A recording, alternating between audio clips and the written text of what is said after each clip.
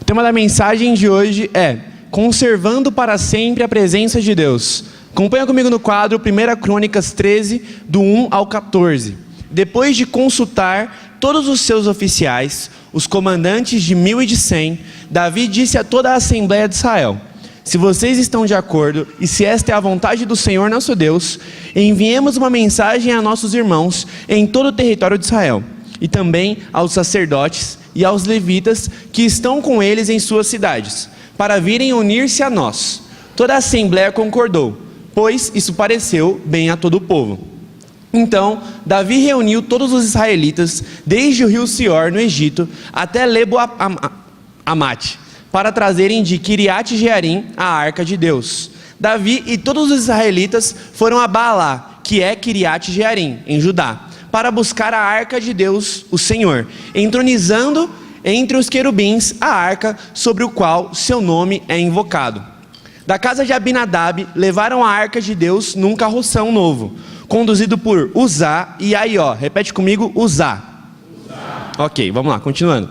Davi e todos os israelitas iam dançando e cantando com todo o vigor diante de Deus, ao som de harpas, liras, tamborins, símbolos e cornetas. Quando chegaram à eira de Quidom, Uzá esticou o braço e segurou a arca, porque os bois haviam tropeçado. A ira do Senhor acendeu-se contra Uzá, e ele feriu por ter tocado na arca. Uzá morreu ali mesmo. Diante de Deus, Davi ficou contrariado, porque o Senhor, em sua ira, havia fulminado Uzá. Até hoje, aquele lugar é chamado Perez Uzá. Naquele dia, Davi teve medo de Deus e se perguntou: como vou conseguir levar a arca de Deus? Por isso, desistiu de levar a arca para a cidade de Davi e, em vez disso, levou-a para a casa de Obed-Edom. Repete comigo, Obed-Edom. A arca de Deus ficou na casa dele por 3 meses, e o Senhor abençoou sua família e o que possuía. Amém, queridos? Esse trecho aqui é um trecho introdutório a respeito da vida de Obed-Edom. Deixa eu fazer um resumo para você. O que acontece? A Arca da Aliança, ela representa a manifestação de Deus. A Arca da Aliança, ela ficava num lugar santíssimo, e entre as asas dos querubins, a presença de Deus era manifesta ali. Uma vez por ano, o sumo sacerdote ia até esse lugar santíssimo para fazer a expiação dos pecados de toda a Israel. Assim, o povo era perdoado por mais um ano. Só que era o sacrifício de um cordeiro, perfeito. Só que esse sacrifício só cobria os pecados da humanidade por um ano. Por isso que Jesus veio e morreu no nosso lugar, para cobrir os nossos pecados eternamente. Mas o que acontece aqui? Rei Saul, ele não dava muito valor para a Arca da Aliança. Então ele falou assim: deixa lá na casa de... esqueci o nome dele, só um minutinho. Abinadab. Deixa a Arca da Aliança na casa de Abinadab e esquece lá. E a arca ficou lá por muitos anos. O que acontece? Ele realmente se esqueceu da presença de Deus. Ele tinha um reinado, ele exercia uma liderança sobre um povo, mas a presença de Deus não estava no princípio dele ali. Então, quando Davi ele assume a liderança de Israel, que ele se torna o rei, com 37 anos mais ou menos, ele entende que ele tem que ir lá buscar a arca. Então ele busca. Então, abre para mim aí 2 Crônicas 13, 7, Ednilson. É o versículo 7, por favor. E olha o que aconteceu. Quando Davi ele pega a arca e vai levar para Jerusalém, no caminho eles foram, olha, lê comigo aqui, ó. Iam dançando e cantando com todo vigor.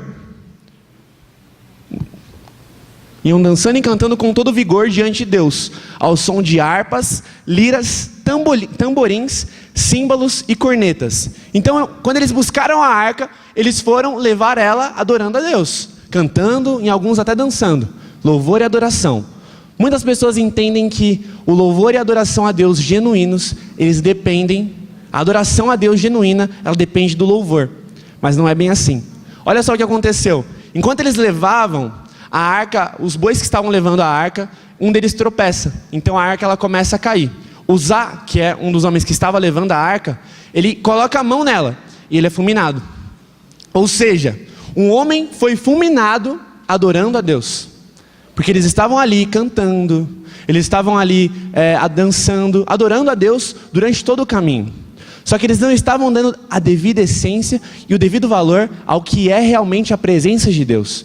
Antigamente ali era o único local onde a presença de Deus era manifesta. Hoje em dia, o próprio Deus mora em nós. Nessa época era Emanuel, Deus conosco. O Espírito Santo habitava sobre algumas pessoas, ele pousava sobre algumas pessoas. Hoje o Espírito Santo ele mora em nós, é Deus em nós. O que aconteceu? Usar do hebraico significa força. E o que impediu o mover de Deus naquela época foi usar. Por quê? Ele tentou parar o mover de Deus, parar aquilo que passava quem Deus era com o próprio braço.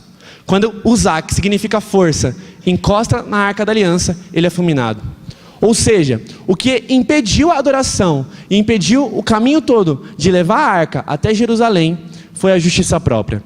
Foi ele entender que ele tinha força suficiente de colocar a mão na arca e não deixar ela cair. Esse é o motivo que Uzá foi fulminado. Amém? Mas isso aqui é só para você entender o motivo da Arca da Aliança, desse cara ter sido fulminado. Amém? Então a arca é levada para a casa de Obed-Edom. Obed-Edom significa servo vermelho. O que significa isso? Servo vermelho. Obed significa servo, Edom significa vermelho. Só que Edom vem da palavra dom, que significa sangue. Então é o servo do sangue vermelho. Ou seja, ele é o servo do sangue de Cristo. Não é à toa que ficou por mais de 20 anos na casa de Abinadab, a Arca da Aliança, esse homem nunca foi abençoado. Mas em 3 meses na casa de Obed-Edom, a vida desse cara mudou completamente. E é isso que a gente vai falar hoje. Amém? Esse trecho fala sobre alguém que desistiu. Davi ele desistiu de levar a Arca da Aliança até Jerusalém, quando Uzá foi fulminado. Então ele desiste e deixa para Obed-Edom. E nós vamos aprender aqui hoje 3 características que Obed-Edom fez que abençoaram a vida dele. Amém? Número 1. A presença de Deus, ela vai abençoar a sua vida. Obed-Edom, ele teve essa visão, que a arca, ela manifestava a presença de Deus. Então, ele soube valorizar isso. Ele perseverou. Ele, quando recebeu a arca ali, ele percebeu que toda a vida dele foi transformada. Nunca mais ele precisou ficar assim, investindo horas para arrumar o casamento dele. Ele não precisou mais ficar investindo o tempo dele para cuidar dos filhos, para organizar as finanças, porque ele tinha a presença do Senhor como prioridade. E por ter a presença de Deus como prioridade, esse homem viveu o melhor de Deus. Todas as áreas da vida dele foram realmente transformadas. Nós vamos falar aqui de algumas. A realidade familiar dele foi totalmente transformada. O casamento dele mudou. Era um casamento que havia brigas. E a partir do momento que a presença de Deus, o próprio Deus manifesto, estava ali na casa dele, o casamento dele foi transformado. Nós entendemos que existem 3 pilares, que se você não tiver com isso em ordem, nenhuma área da sua vida vai funcionar muito bem. Sua área espiritual, sua área emocional, sua área financeira. Se você não tem isso em ordem, você em todas as outras áreas vai ser influenciado. Está com um problema, você foi demitido. Você foi demitido por quê? Provavelmente algum problema na área emocional, algum problema na área espiritual. Tudo isso influencia. Se você não tem essas 3 áreas em ordem, se você não se sente bem com Deus, não tem revelação da graça, se você não tem as suas finanças em ordem, se você não tem o controle das suas emoções, isso vai influenciar a todo momento. Isso vai te atrasar no caminhar com Cristo, vai te atrasar a chegar na onde você pretende muito tempo. Porque Deus não pode te dar uma bênção que você não é capaz de carregar, capaz de administrar. E se você não tem controle das suas emoções, quem dirá de alguma bênção que o Senhor pode colocar na sua vida? Consegue me entender, irmãos? Amém? A presença de Deus, ela mudou também a realidade física daquele lugar. Todas as enfermidades que aquele povo tinha, que a família de Obed-Edom tinham, com certeza eles foram curados. A partir do momento que a presença de Deus alcançou aquele lugar, todas as enfermidades foram embora. Todas as brigas, elas cessaram. Houve paz naquele lugar, houve saúde. E também a realidade material. Em 1 mês, o que aquele homem fez é sobrenatural.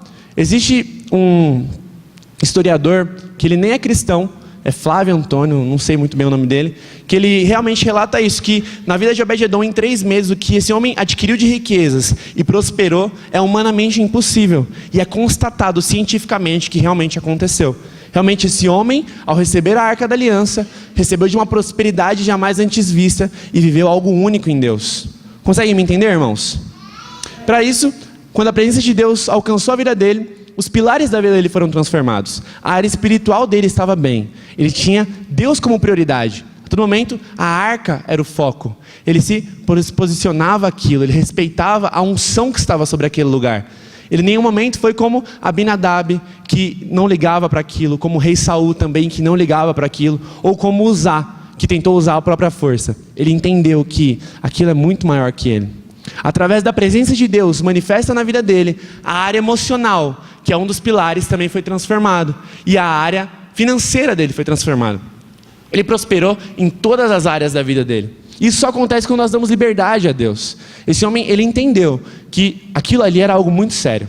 Era a coisa mais séria de todas. E ele respeitou aquilo como tal. Quando você recebe um profeta, na qualidade de profeta, você tem galardão de profeta. Ele recebeu Deus na qualidade de Deus. Então ele recebeu um galardão do próprio Deus. O próprio Deus honrou ele pela honra e submissão que ele se colocou ali. E isso nós podemos viver todos os dias. Na velha aliança, o único lugar que o mover de Deus era manifesto era entre as asas dos querubins que ficavam em cima da arca. Hoje em dia não. Nós estamos aqui nesse prédio e a presença de Deus está aqui. Deus está sendo manifesto nesse lugar, nesse momento, dentro de você. E se você honrar Ele como tal, assim como Obed-Edom fez, todas as áreas da sua vida serão transformadas. A bênção de Deus, ela realmente vai abençoar todas as áreas da sua vida. Conheço grandes homens de Deus que quando você conversa com eles, parece que eles não fazem nada. Com certeza existe um trabalho, uma administração, uma pressão exercida. Só que por eles entenderem que é Deus que faz, Deus que está à frente, tudo se torna muito mais leve.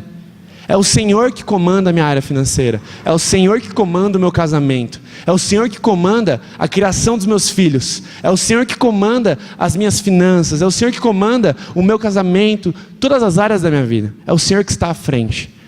Por isso, nós entendemos que tudo que acontece coopera para o que Deus quer. Fazendo isso, as preocupações são postas de lado, a ansiedade é posta de lado. Sofrer por antecipação, sofrer por ansiedade, tudo isso é perdido. Afinal, você confia naquele que te colocou no seu lugar. A Larinha ali, filha do Gabriel e da Juliana, ela não tem medo da manhã. Porque ela sabe que a Juliana vai estar lá para dar mamar para ela, que o Gabriel vai estar lá para proteger ela. E ela é uma neném de 10 meses que confia plenamente nos seus pais. Por que isso? Porque ela tem essa confiança. Ela não tem medo de se jogar para trás, porque ela sabe que ela vai ser pega. E é assim que nós temos que ser com Deus. Que nem a Larinha é com os pais dela, que nem qualquer neném aqui é, que nem o Isaac é com a Isabela e com o Rafael. Nós temos que confiar nele plenamente. Ele está nas nossas vidas. Quantos creem que são morada do Espírito Santo aqui? Amém, irmão. Você é morada de Deus. Antigamente era uma vez ao ano. Um terceiro fazia isso por você. Mas hoje o próprio Deus decidiu morar em você. Isso é algo muito profundo. Aonde você vai, o Espírito Santo está te acompanhando. O que você faz, o Espírito Santo está junto. Ou seja, Ele é o seu melhor amigo. Ele é a melhor pessoa para você contar os seus problemas. Ele é a melhor pessoa para você pedir conselho. Ele é a melhor pessoa para você realmente desabafar e jogar o seu peso das costas em outro lugar. Ele é o único capaz de te consolar. Ele é o único capaz de te ajudar no momento difícil. Seres humanos são aptos ao fracasso. São feitos para o fracasso. Mas Deus não erra. E os planos de Deus são muito maiores que os nossos. Ele é infinitamente capaz de fazer muito mais que aquilo que pedimos ou pensamos. Ou seja, Ele é magnífico. E está aqui para te abençoar nessa noite. Amém? Número 2. Acompanha comigo. Seus amigos e familiares verão a manifestação de Deus em sua vida e eles vão buscar o mesmo. Ou seja, o que aconteceu? Quando viram que Obed-Edom estava sendo totalmente abençoado pela presença de Deus, Davi, que era o rei de Israel, viu que a 12 quilômetros algo diferente estava acontecendo. E ele foi lá ver isso. Os amigos de Obed-Edom e as pessoas ao redor viram a presença de Deus sobre aquele lugar. Era visto, era palpável. Era impossível de dizer que não tinha algo sobrenatural ali. Todos queriam aquilo que aquele homem estava vivendo. E é impossível o ser humano não te reconhecer quando Deus te levanta. Eu não sei qual que é a realidade da sua vida hoje, mas se você tem o interesse de ganhar vidas para Jesus, a melhor maneira de você fazer isso é você viver uma vida extraordinária. As pessoas olharem para você e falarem: tem alguma coisa de diferente nesse cara aí. Esse cara, ele tem algo diferente. Essa mulher, ela tem uma coisa diferente. É impossível uma pessoa ser tão sábia, ser tão calma, ser tão amorosa. Algo de único está nesse cara aí. Eu quero ver isso. Quando Deus te reconhece, é impossível o homem não te reconhecer. Mas quando você corre atrás do reconhecimento dos homens, Deus nunca vai poder te reconhecer. E quando Deus te reconhece, algo único acontece. Obed-Edom, a 12 quilômetros, estava sendo visto. Era palpável o mover de Deus sobre a vida dele. E eu quero profetizar isso sobre a sua vida hoje. Eu quero declarar em nome de Jesus, que aonde você for, a presença de Deus, as bênçãos do Senhor, elas serão vistas a olho nu. Não vai ser uma mudança interna, não vai ser uma mágoa que você vai perder, não vai ser um perdão que você vai liberar, mas as pessoas verão Deus em você.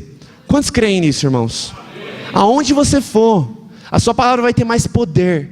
A pessoa vai chegar em você e perguntar: como é que você fez isso? Como é que você prosperou tanto? Por que seu casamento dá tão certo? Por que você é tão estudioso? Por que você é tão calmo? Você só vai saber apontar para Cristo. Foi Ele que fez.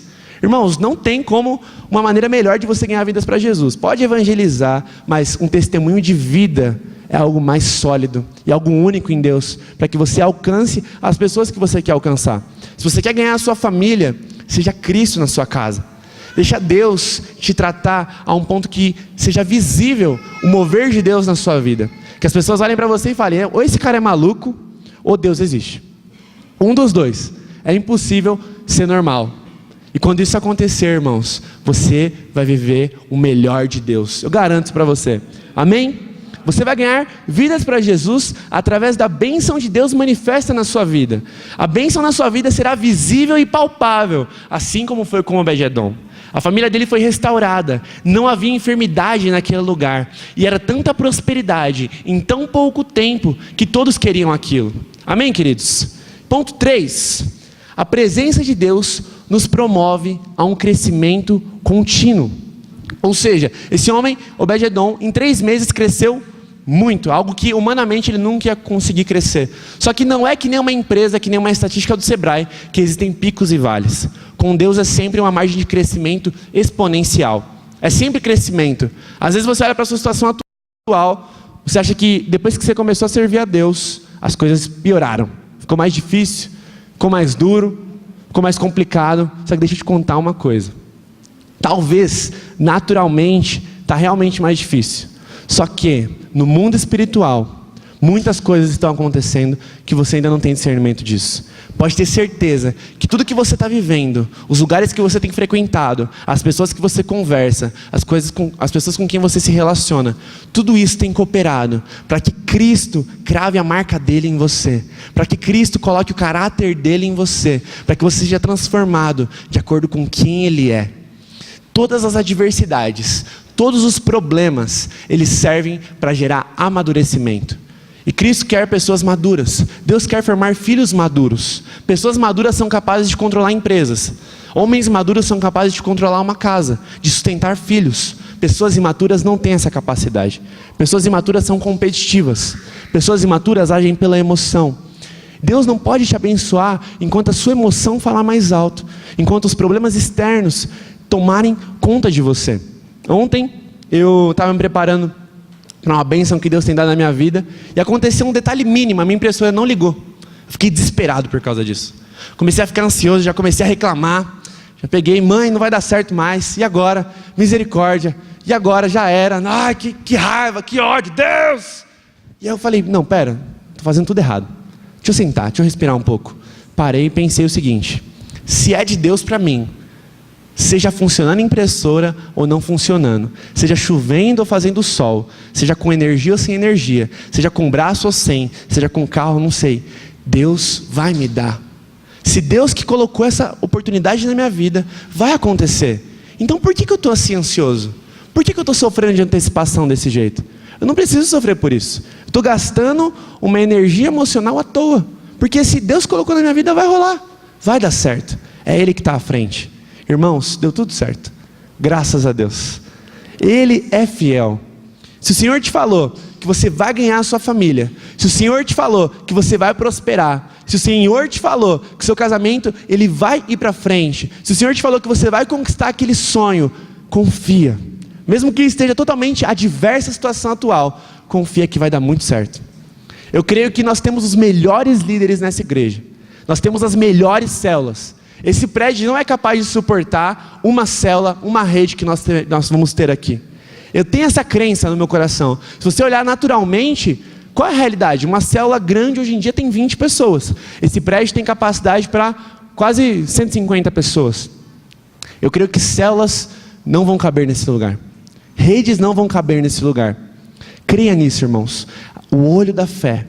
Olhar com essa ótica, com esse prisma que o Senhor está à frente. Ele vai fazer no tempo dele. Tudo que eu preciso fazer é me posicionar. Se ele pedir para eu ficar um pouco mais para a direita, eu fico. Se pedir para ficar um pouco mais baixo, eu fico. O importante é você ser maleável com Deus. Na medida que você se entregar e for como argila, que é mole, que dissolve, e não realmente como concreto, como tijolo que já é mais sólido, e quando o sol bater, você derreter, você vai crescer em Deus. Na medida que você derrete, que você diminui, que você deixa Deus colocar a vontade dele à frente, que você segue o princípio da palavra, mesmo que às vezes fale contra o que você sempre acreditou, você vai perceber que em Deus você vai crescer muito. Há pouco tempo atrás, estava com a dificuldade imensa de raciocinar logicamente a respeito de um assunto de trabalho. Eu não conseguia crer que Deus ia abrir uma porta para mim. Eu não conseguia ter paz nisso, isso roubava meu sono. Isso me atrapalhava, eu falava tanto de prosperidade, falava tanto que Deus é um ótimo pai e que Ele vai dar o melhor para a gente, mas eu não estava vivendo aquilo. Eu falei, calma, eu estou sendo hipócrita, cara. Eu prego algo e não estou vivendo isso. Eu preciso confiar. Eu falei, Deus, o que eu preciso fazer? Eu senti, confia. Quanto mais eu fui confiando, eu senti de Deus, se afasta disso aqui. Se aproxima disso aqui. Vai aqui. Espera aqui. Não fala ainda. Aguarda mais um pouco. Fica em silêncio. Eu percebi Deus mudando a minha postura. Coisas que eu fazia, hoje eu percebo em Deus um discernimento no meu coração, que não é o momento de se fazer, não é o momento de se relacionar, não é o momento de, enfim, diversas coisas. Irmãos, leques, oportunidades estão aparecendo na minha vida. Porque eu realmente me entreguei. Eu falei, Senhor, pode fazer, esteja à frente. Quando você fizer isso, a bênção de Deus vai vir sobre a sua vida. Amém, queridos? Obed-edom, ele teve facilidade de entender que a arca simbolizava a presença de Deus. Então o que aconteceu? O rei, ele foi buscar a arca. Rei Davi viu lá 12 quilômetros. Não, está perto. Lembrando que naquela época não tinha carro, meus irmãos. Não, vou ir lá buscar. Não importa, estou vendo Deus agindo lá de longe. Dá para ver a olho nu daqui. Eu preciso disso. O rei foi buscar, ele tinha que obedecer. Só que Obed-edom, ele não deixou se levar por isso. Ele falou, não, eu estou sendo tão abençoado aqui. A arca perto de mim. Deus tem me abençoado tanto, que eu não vou me afastar da arca. Eu vou largar minha casa, eu vou largar o que for preciso, mas eu vou atrás disso. Então quando o rei Davi vem até Obed-edom e pede para levar a arca da aliança de volta para Jerusalém, Obed-edom pede para ser o guardião da arca. Ele pede para ir junto, deixa eu ir junto, só para estar perto. Sabe quando fala que só se tocar nas vestes de Cristo eu vou ser curado? Que acontece essa passagem no Novo Testamento. Só de estar perto, só de tocar é o suficiente.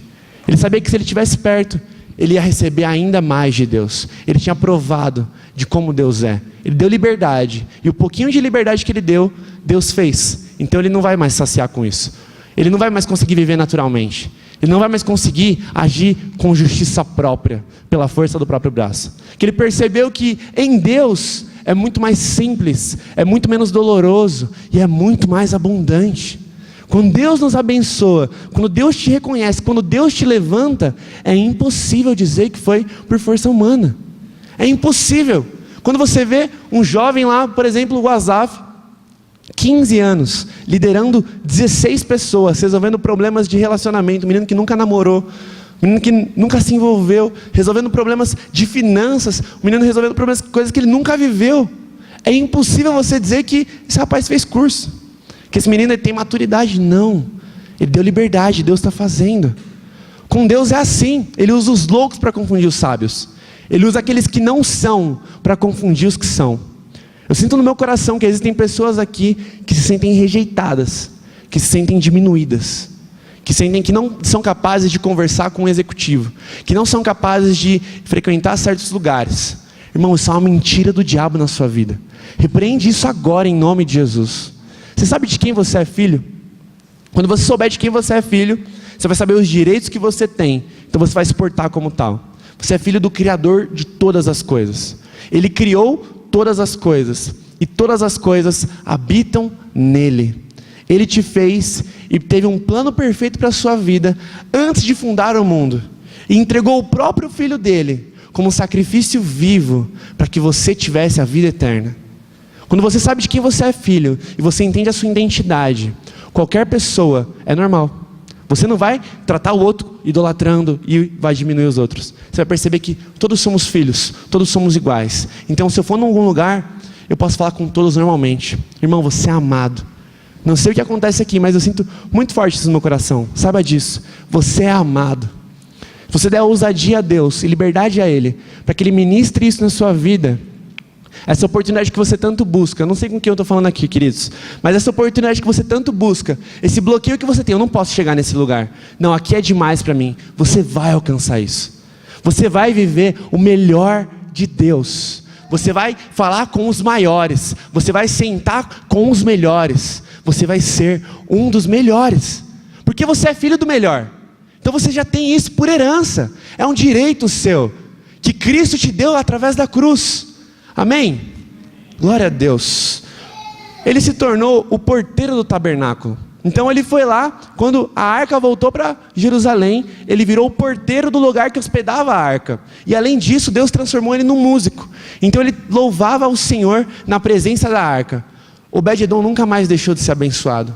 A família dele nunca mais teve problemas de relacionamento. Nunca mais sofreu de enfermidades. Porque ele entendeu que focando e dando prioridade à presença de Deus, todo o resto vai fluir. Amém, queridos? Ele viveu o melhor de Deus, e isso se estendeu às outras gerações. Os filhos dele foram servir a ele junto, servir lá no tabernáculo santo, onde a arca ficava, e um dos filhos dele diz que dominou sobre a casa de seu pai, e foram homens valentes e de sucesso. O que Obed-edom fez, perdurou as gerações. O coração que ele entregou a Deus, marcou as vidas futuras. Eu tenho certeza que os tataranetos dele, os bisnetos dele, um dia lembraram, não, meu avô fez a diferença. Graças ao meu bisavô, que decidiu ouvir a voz de Deus, hoje eu tenho aqui tudo isso. Hoje eu posso desfrutar de uma vida perfeita. Hoje eu tenho plenitude em Deus. Hoje eu entendi que esse é o caminho. Irmãos, principalmente você que é mais jovem, você pode ser a diferença da sua família eternamente. Você pode ser um marco daquele lugar. Jesus, ele é tão incrível que a história é dividida antes de Cristo e depois de Cristo. E na sua família, no seu bairro, na sua cidade, pode ser dividido antes de você e depois de você. Depois que esse homem de Deus chegou nesse lugar, tudo mudou.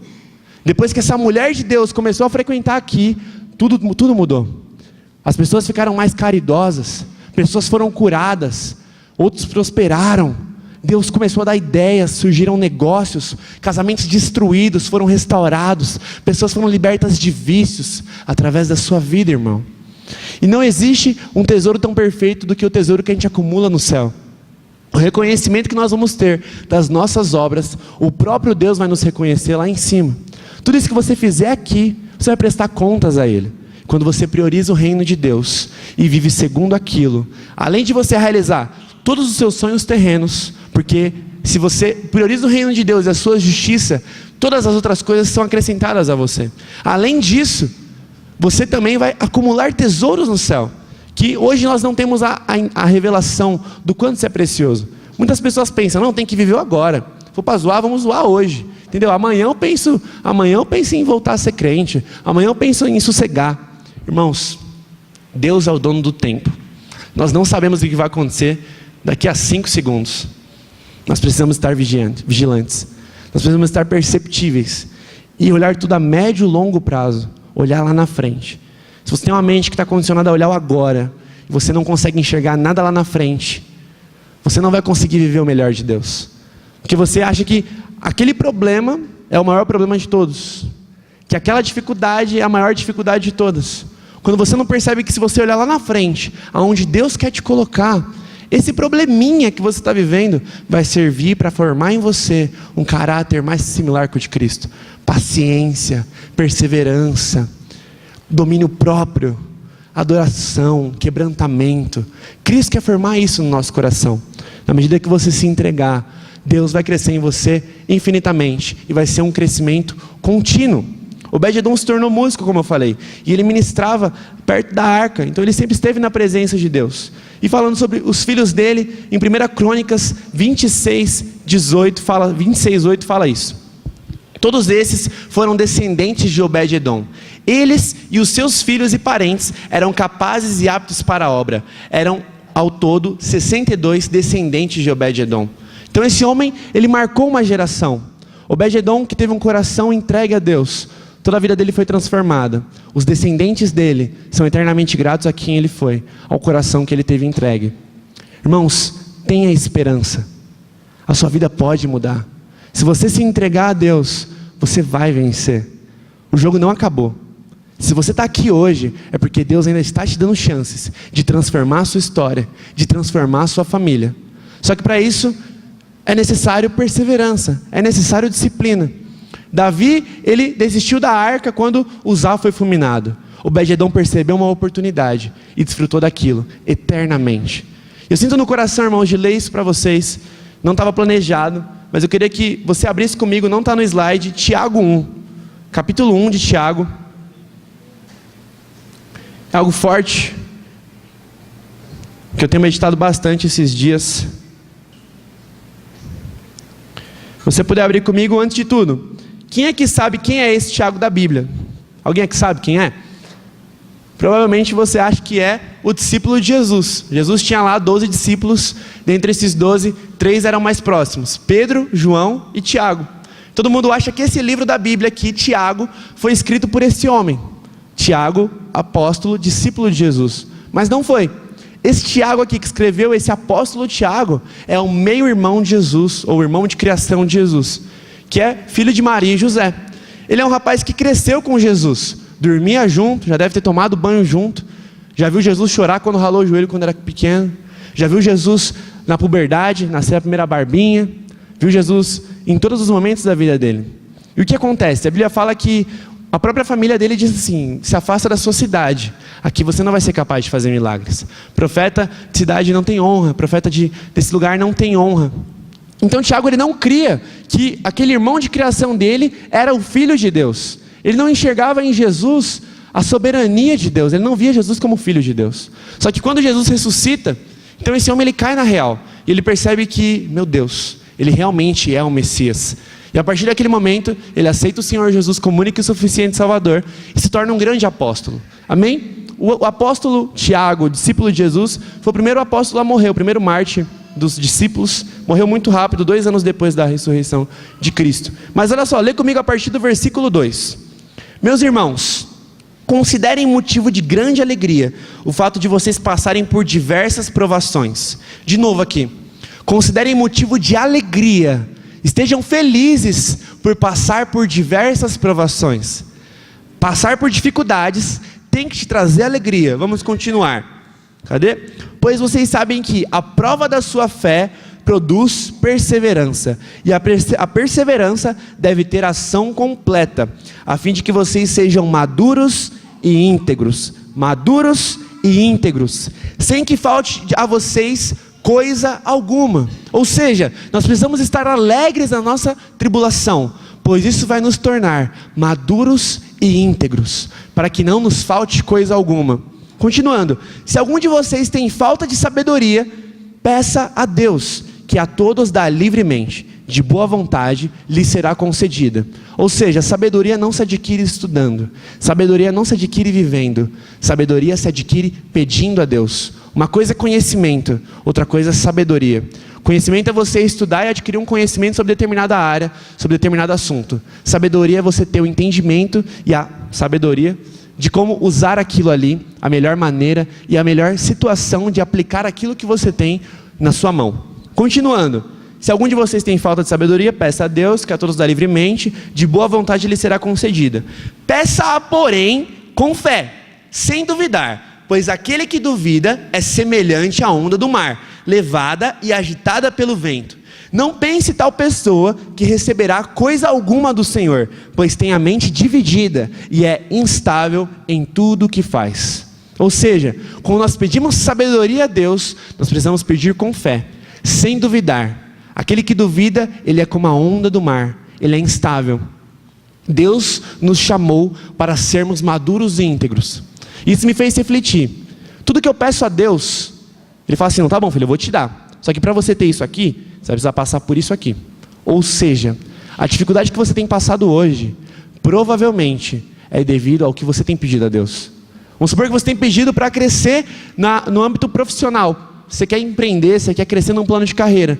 Então Deus tem colocado situações muito difíceis na sua vida, talvez até nessa área, para que você aprenda a confiar nele, para que as suas emoções sejam tratadas, para que você se torne maduro e íntegro. As dificuldades que você tem passado hoje, elas estão te levando ao caminho que Cristo quer que você esteja. Tudo que você está passando, toda dificuldade, se alegre com isso e peça sabedoria a Deus. Que se você não for igual ao mar, que é instável, se você for disciplinado e pedir com fé e perseverar naquilo, você vai se tornar uma pessoa madura e íntegra. E através disso você vai conquistar aquilo que você sonha em Deus. É necessário perseverança, fé naquele que é maior. Quando nós fazemos isso, nós conquistamos todas as coisas. E o mal dessa sociedade, dessa geração, é a instabilidade. Um jovem entra na faculdade hoje, faz um semestre, não gostei, vou para outro. Faz mais um semestre, não gostei, vou para outro. Eu tenho um amigo que ele começou a faculdade comigo. Eu estou no 5º semestre, ele está no 1º. Ele mudou de curso 3 vezes. Mas por quê? Alguma coisa da área emocional dele, ou da área espiritual, ou da área financeira dele está balançada, está rompida, está com algum problema. E ele desconta isso sendo instável naquilo que um dia pode gerar compromisso. Ele não é capaz de firmar compromisso. Ele namora toda semana, todo mês ele está com uma menina diferente. Nunca dá certo. Ele tem problemas em gerar compromissos, relações, alianças, seja com os pais, seja na faculdade. É um jovem que está sofrendo disso. Ele é instável. Ele não pede nada com fé a Deus, então ele não recebe disso. Deus está falando assim: filho, eu estou te dando aqui esse monte de problema, esse monte de dificuldade, para você passar por isso aqui, se tornar uma pessoa padrão e viver o melhor. E você fica aqui, balançando, sendo instável. Nós precisamos vencer a instabilidade. Nós precisamos vencer o gasto de emoção inútil. Não sofrer por ansiedade, não sofrer por preocupação, não sofrer por antecipação. Entender que Ele está no controle de todas as coisas e que Ele é capaz. O maior interessado em te abençoar, em te ver crescer, é o próprio Deus. Como Ele fez com Obed-Edom, Ele é o mesmo Deus. A palavra dEle não muda. E a palavra dEle é de vida eterna. Amém, queridos? Queria que você fechasse seus olhos nesse momento. Eu queria orar por você.